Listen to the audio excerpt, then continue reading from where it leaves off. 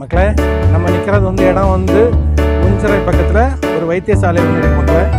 அதுக்கு பக்கத்தில் தான் நம்ம நிற்கிறோம். சரியா?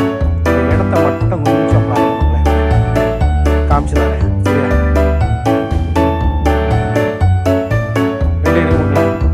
கூமாப்பட்டி இங்கே பாருங்க மக்களே, கன்னியாகுமரி எப்படி இருக்கு அப்படின்னு சொல்லிட்டு. சரியா? பார்த்துட்டு கமெண்ட்ல சொல்லுங்க மக்களே. சரியா?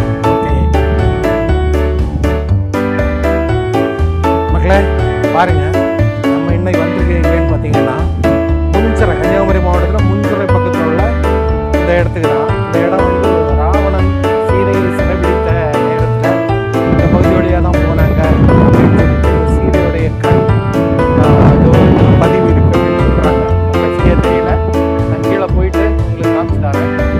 கன்னியாகுமரி மக்களே, கன்னியாகுமரி பாருங்க வந்து எப்படி இருக்கு அப்படின்னு சொல்லி. சரியா? எப்படி இருக்குன்னு இடத்த மட்டும் பாருங்க மக்களே. ஓகேவா மக்களே?